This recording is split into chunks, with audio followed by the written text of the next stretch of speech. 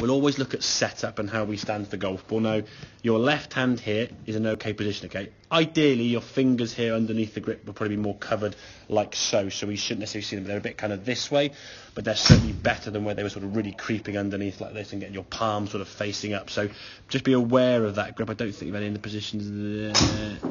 No, you're fine. Okay, so you've kind of got that grip in a good position there at setup. Now, if you look at your sort of, it's difficult to see sort of from face on, but your posture on this on the right side is better, just because your arm now is sort of just hanging down. So this one here now looks quite sort of bent into your body. You look a bit long way over the golf ball, sort of reaching out for it, and that was going to make it very tough to get the club back to the golf ball. Now, because of that position, when you swung the golf club, your club could only go back so far. Your arm bent even more as you went back. Then as you hit the golf ball, you were trying to dip into the golf ball here. Club couldn't get low enough, and we just swapped across the top of the golf ball.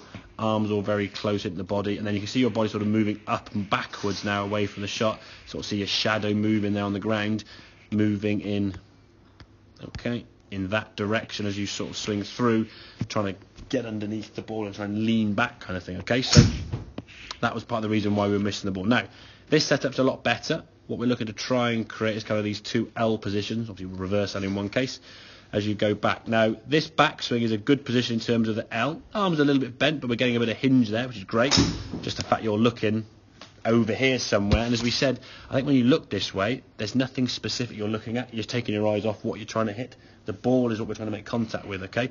If you're swinging back and looking here, you're taking your focus away from the golf ball, and then when you try to come back to the golf ball, you've all got to move your head back again now. So all that sort of move with your head, it's going to affect your balance, to be fair, and you're going to lose a few shots as a result of that, okay? But in terms of the actual position with the arms and the club, very, very good. Now, from there, as we come back... You go that. Yeah, that's fine. Yeah, so that L position there is brilliant, to be fair. Yeah. It's a little bit bent in the arm, but compared to where you were, and for lesson one, I got to say that's a very, very good progression there to get into that position. Now, as we come through, lovely strike of the ball. That ball's shooting off the club face, as we can see. And we twist through now to the body. You can see your shadow on the ground is actually going this way, yeah? You're twisting your body through. Your shoulders are finishing now, sort of fully rotated there. Your hips are starting to rotate. Your knees and your feet are all starting to go with that.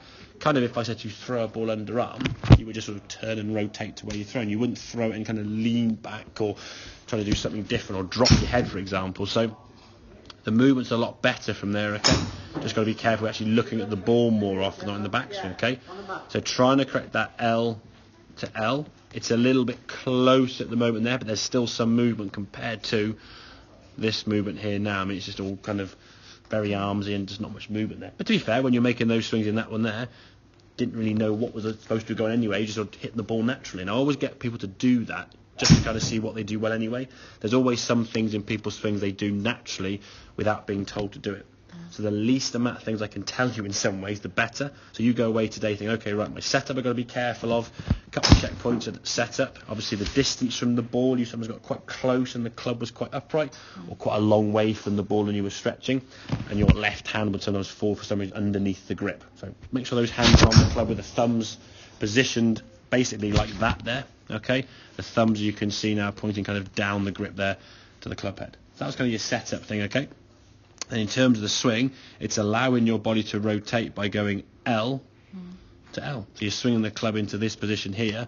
And again, if we can focus on the ball, all the better, okay? This one here now is kind of a shortish backswing, trying to lift it up in the air. Your weight distribution will sort of show that as you sort of lean back on your back foot, trying to sort of get under it, okay? And just try and scoot the ball up in the air, so...